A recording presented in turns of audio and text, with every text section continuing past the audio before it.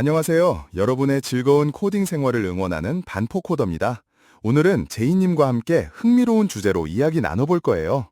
안녕하세요, 반포코더님. 그리고 시청자 여러분, 반갑습니다. 오늘도 알찬 정보 가득한 시간 만들어봐요. 오늘 주제가 아주 흥미롭던데요.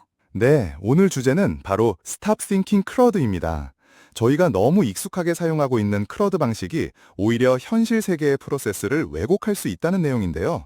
제이님, 혹시 평소에 CRUD 방식에 대해 어떤 생각을 가지고 계셨나요? 사실 크로드는 개발하면서 너무 당연하게 생각했던 부분이라 깊게 고민해 본 적은 없었던 것 같아요. 새로운 프로젝트 시작할 때 어떤 데이터를 저장해야 하지? 부터 생각하고 테이블 구조를 설계하는 게 일반적이었으니까요. 맞아요. 대부분의 소프트웨어 개발이 그런 방식으로 시작되죠. 필요한 데이터를 먼저 생각하고 테이블과 컬럼을 만들고 스키마를 정의한 다음에 크러드 엔드포인트를 추가하고 폼에 연결하는 식으로요. 마치 자동화된 프로세스처럼요. 정말 공감돼요. 회의나 스프레드시트에서도 데이터 중심으로 이야기되는 경우가 많았어요. 심지어는 현업 전문가분들도 데이터베이스 용어를 사용하시는 걸 보면서 아, 이게 당연한 건가 보다 라고 생각했던 것 같아요. 바로 그거예요. 그게 문제라는 거죠. 크러드는 현실 세계의 작동 방식과는 거리가 멀거든요. 사람들은 데이터베이스 연산으로 생각하지 않아요. 목표, 결과, 시간의 흐름에 따른 변화를 생각하죠. 곰곰이 생각해보니 정말 그렇네요. 저희가 너무 데이터 중심으로 사고하고 있었던 것 같아요. 그런데 왜 아직도 이렇게 시스템을 구축하고 있는 걸까요? 크러드 방식은 이미 수십 년 전에 등장한 오래된 방식이에요. 당시에는 데이터베이스가 시스템의 중심이었죠. 효율적으로 데이터를 저장하는 것이 목표였고, 현실 세계를 모델링하는 것보다는 공간을 절약하고 데이터 중복을 피하는 것이 중요했어요. 그래서 저희는 자연스럽게 행과 열, 정교화된 데이터 중심으로 생각하게 된 거죠. 데이터 입력에 최적화된 방식이었겠네요. 과거에는 소프트웨어가 디지털 파일 캐비넷 같은 역할을 했으니까요. 맞아요. 하지만 지금은 상황이 달라졌죠. 이제는 정보를 저장하는 것뿐만 아니라 의사결정을 자동화하고 사용자 행동을 추적하고 복잡한 워크플로우를 연결해야 하잖아요. 과거의 사고방식은 더 이상 적합하지 않다는 거죠. 그럼 크러드 방식으로 생각하면 어떤 문제가 생기는 걸까요? 크러드 중심으로 시작하면 데이터에만 집중하게 돼요. 실제로 어떤 일이 일어나는지 명확하게 이해하기 전에 테이블부터 설계하게 되는 거죠. 마치 역동적인 세계를 정적인 모델로 표현하는 것과 같아요. 맥락을 잃어버리고 행동을 단순한 행으로 만들어버리는군요. 정확해요. 예를 들어 누군가가 요청을 거절했다면 그걸 삭제라고 할 수 있을까요? 고객이 구독을 일시 중지하는 건 업데이트라고 하기 어렵잖아요. 하지만 저희는 모든 것을 크러드 동사 안에 억지로 끼워 넣으려고 해요. 그러면서 의도를 지워버리고 왜 그런 일이 일어났는지 생각하지 않게 되는 거죠. 정말 심각하네요. 심지어는 현업 전문가분들까지 데이터베이스 용어를 사용하게 된다니 비즈니스 규칙이 데이터베이스 컬럼 제약 조건으로 축소되는 것도 안타까워요. 결국 소프트웨어가 실제 업무를 모델링하는 게 아니라 저희가 만들어낸 시스템을 모델링하게 되는 거잖아요. 맞습니다. 설계가 잘못되면 크러드적인 사고방식이 시스템 전체를 지배하게 돼요. 서비스는 행동이 아니라 엔티티 중심으로 구축되고 모든 것이 테이블 이름을 따라 명명되죠. 컨트롤러, 리포지터리, 모델, DTO 정말 흔한 폴더 구조네요. 그렇죠. 하지만 실제 비즈니스 로직은 어디에 있을까요? 컨트롤러 액션에 흩어져 있거나 매퍼, 서비스, 유효성 검사기, 데이터베이스 코드에 파편화되어 있을 거예요. 명확한 흐름도 없고 의도도 불분명하고 그냥 배관공사만 하는 거죠. 테스트도 악몽이 될 것 같아요. 작은 변화가 시스템 전체에 파급 효과를 일으키고 새로운 요구사항이 생길 때마다 임시편적인 코드, 플래그, if문, 마이그레이션만 추가하게 되겠죠. 데이터 중심으로 설계했기 때문에 간단한 질문에도 답하기 어려워져요. 왜 이런 변화가 일어났지? 누가 이걸 실행했지? 당시 규칙은 뭐였지? 와 같은 질문에요. 감사를 위한 로그나 부가적인 시스템이 필요하게 되는 이유가 있었네요. 결국 상태는 모델링했지만 행동은 모델링하지 못했기 때문에 발생하는 문제군요. 맞아요. 그럼 이제 어떻게 해야 할까요?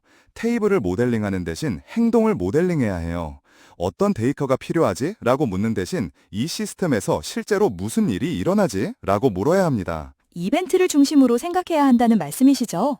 주문 완료, 결제 실패, 구독 일시 중지, 배송 거부 이런 것들은 데이터베이스 연산이 아니라 의사결정, 결과, 의미 있는 변화를 나타내는 이벤트인 거죠. 정확해요. 각 이벤트는 스토리를 담고 있고 특정 상황과 명확한 규칙 그리고 이유가 있어서 발생한 의사결정을 반영하죠. 이벤트를 중심으로 생각하면 어떤 점이 좋아질까요? 로직을 테스트하기 쉬워지고 코드가 실제 대화를 반영하게 되고 시스템 자체만 봐도 무슨 일이 일어났는지 쉽게 이해할 수 있게 돼요. 감사 로그도 더 이상 필요 없겠네요. 히스토리가 곧 시스템이 되는 거니까요. 이벤트 소싱 같은 트렌디한 기술을 사용하라는 이야기가 아니군요. 명확하게 생각하고 가정을 의도로 바꾸고 정적인 구조를 행동과 흐름으로 대체하라는 말씀이시네요. 바로 그거예요. 그렇다면 이런 사고방식을 어떻게 시작해야 할까요? 모든 것을 당장 버리거나 내일부터 이벤트 소싱을 시작할 필요는 없죠. 네, 변화는 사용하는 도구가 아니라 사고방식에서부터 시작돼요. 몇 가지 간단한 변화만으로도 큰 차이를 만들 수 있습니다. 어떤 변화를 말씀하시는 건가요? 첫째, 비즈니스 행동을 리소스에 대한 크루드 연산으로 생각하지 마세요. 등록은 사용자 생성이 아니라 규칙, 유효성 검사, 의도를 가진 비즈니스 프로세스입니다. 배송 거부는 배송 객체 업데이트가 아니라 실제 상황에서 사람이 내린 결정인 거죠. 좋은 지적이네요. 둘째, 데이터베이스에 결과 상태만 저장하지 마세요. 무슨 일이 일어났고 왜 일어났는지도 기록해야 합니다. 이벤트 테이블을 만들어서 타입, 타임스탬프, 메타데이터를 저장하는 것만으로도 충분할 수 있어요. 이벤트 테이블이 좋은 해결책이 될 수 있겠네요. 셋째, 현업 전문가와 대화할 때 그들의 언어를 사용하고 크루드 용어는 피하세요. 이 경우에 실제로 무슨 일이 일어나나요? 그 뒤에 숨겨진 비즈니스 규칙은 무엇인가요? 언제 이런 행동을 하지 않나요? 와 같은 질문을 던져보세요. 질문이 정말 중요하네요. 마지막으로 로직을 순수 함수로 작성하고 의사결정 로직을 정리하세요. 주어진 컨텍스트와 규칙 세트에서 어떤 일이 일어나야 하는지 명확하게 정의해야 합니다. 부작용도 없고 데이터베이스 액세스도 없는 테스트하고 추론하기 쉬운 코드를 작성해야 하죠. 흐름 중심으로 생각하고 폼만 디자인하지 말라는 말씀도 인상적이네요. 테이블에 매핑되는 화면만 디자인하는 것이 아니라 사용자의 여정, 그들이 달성하고자 하는 목표, 관련된 단계를 생각해야 한다는 거죠. 맞아요. 크루드적인 사고방식은 어디에나 존재해요. 옳아서가 아니라 익숙하기 때문에 기본값으로 사용되는 거죠. 하지만 소프트웨어 개발은 단순히 데이터를 저장하는 것이 아니라 현실 세계를 반영하는 것입니다. 행동을 이해하고 의도를 포착하는 것이 중요하다는 말씀이시죠? 네, 그러기 위해서는 정적인 모델을 버리고 흐름, 의사결정, 이벤트를 중심으로 생각해야 합니다.